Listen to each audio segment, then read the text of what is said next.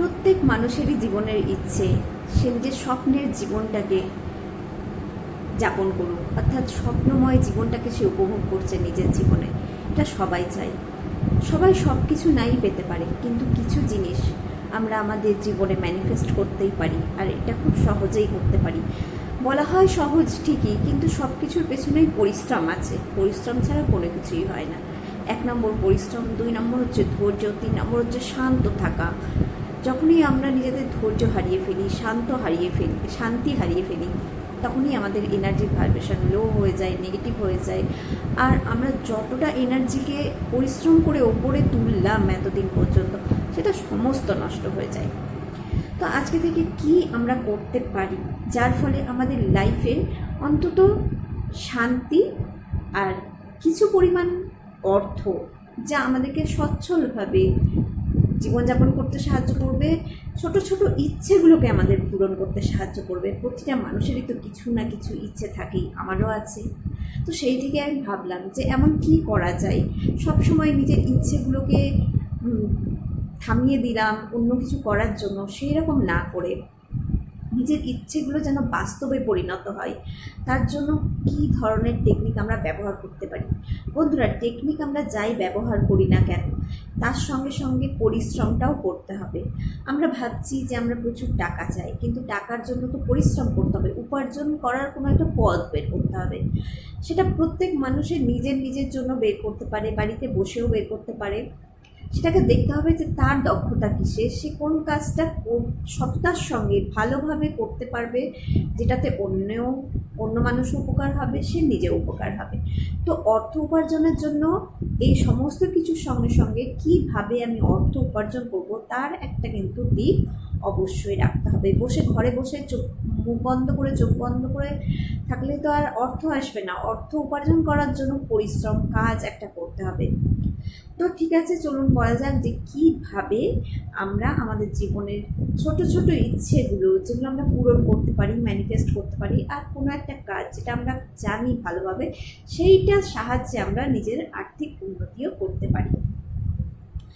তো এখানে যেটা করতে হবে, আপনাকে একটা ছোট অ্যাফার্মেশন নিয়ে নিতে হবে। একটাই নিন, কারণ প্রথম ছোট ছোট একটা অ্যাফার্মেশনই যথেষ্ট। কারণ যে কোনো জিনিসের পেছনে সময় দিতে হয়। একটা অ্যাফার্মেশন নিয়ে লিখে নিন কাগজে। তারপরে কি করতে হবে, চুপ করে আপনাকে কিছুক্ষণ বসতে হবে। কাগজে যেটা আপনি লিখলেন সেটা কিন্তু আপনাকে এবার ছবির আকারেও দেখে নিতে হবে, যে এই কাজটা যখন আপনার সফল হয়ে গেছে তখন আপনি কেমন অনুভব করছেন, বা এই কাজটা করাতে আপনি কি অনুভব করছেন, সেটা আপনাকে একটু আপনার ছবির মতন করে একটা কল্পনা করে নিতে হবে। তারপর যেটা করতে হবে, কিছুক্ষণ 5 মিনিট আপনাকে বসতে হবে শান্ত হয়ে, শীত দ্বারা সোজা করে। 3টে স্বাভাবিকভাবেই ডিপ ব্রিথ নিয়ে নিন, নিজেকে রিল্যাক্স আর হালকা করে ফেলুন। সমস্ত রকম নেগেটিভ চিন্তা এই মুহূর্তে মাথা থেকে বের করে দিন, আর সরাসরি আপনি নিজের সংযোগ স্থাপন করুন ইউনিভার্সের সঙ্গে। ইউনিভার্সের সঙ্গে কী করে সংযোগ স্থাপন করবেন? খুব সোজা। এখানে যারা অনেক কিছু জানে তাদের ব্যাপার আলাদা, কিন্তু যারা কিছু জানেন না, যারা যে রিচুয়াল করছেন, সেই রিচুয়াল করার পর বাস 5 মিনিট সেখানে বসে শান্ত হয়ে বসে গ্র্যাটিটিউড করুন, ধন্যবাদ জানানোর পরে এবার যেটা আপনাকে করতে হবে, গ্র্যাটিটিউড 5 মিনিট ধরে আপনাকে জানাতে হবে না, বাস এটা আপনার নিজেকে সংযোগ স্থাপন করার জন্য পরমেশ্বরের কাছে ধন্যবাদ জানান এবং প্রার্থনা করুন ওনার শক্তি ও আশীর্বাদ আপনার সমস্ত ইচ্ছে পূরণ করছে। এইভাবে আপনাকে কি করতে হবে, আপনার ইচ্ছেটাকে কল্পনা করতে হবে আপনার মূলাধার চক্রে।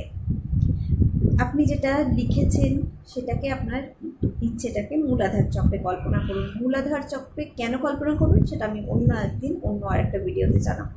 মূলাধার চক্রে কল্পনা করে এবার আপনি আস্তে আস্তে দেখুন যে আপনার ইচ্ছেটা ম্যানিফেস্ট হয়েছে, এবং মূলাধার চক্র থেকে আস্তে আস্তে উঠে আপনার ক্রাউন চক্রের উপর দিয়ে উঠে ইউনিভার্সে চলে গেছে, ইউনিভার্সের কোনায় কোনায় চলে গেছে, এবং ইউনিভার্সের পজিটিভ এনার্জি সেই ইচ্ছেটাকে পূরণ করার জন্য আপনার জীবনে প্রবাহিত হচ্ছে।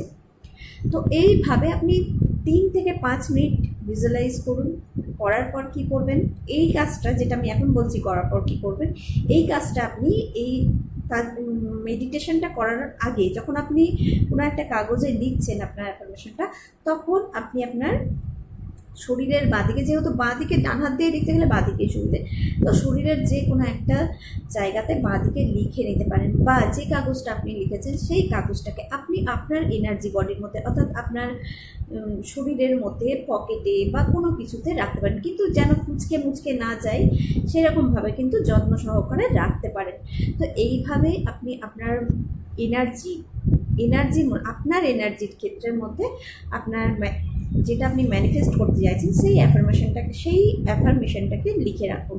1 নম্বর। 2 নম্বর কী করতে হবে, আপনাকে সারা দিনে যখনই কোনো নেগেটিভ চিন্তা আসবে যেন সেটা না আসতে পারে, তার জন্য মাঝে মাঝেই যে অ্যাফার্মেশনটা আপনি লিখেছেন সেটা ইউনিভার্সের কাছে জানাবেন, প্রার্থনা করবেন, আর দেখবেন সেই অ্যাফার্মেশনটা আপনার জীবনে বাস্তবে চলে এসেছে এবং এনার্জি আপনার মধ্যে প্রবাহিত হচ্ছে। এবং গ্র্যাটিটিউড তো অবশ্যই ইউনিভার্সকে জানাবেন আপনাকে এত কিছু দেওয়ার জন্য। তো আজকে এতটাই। সকলে ভালো থাকুন, সুস্থ থাকুন। আমার ভিডিওগুলো যদি আপনাদের ভালো লেগে থাকে, লাইক, শেয়ার, কমেন্ট অবশ্যই করুন।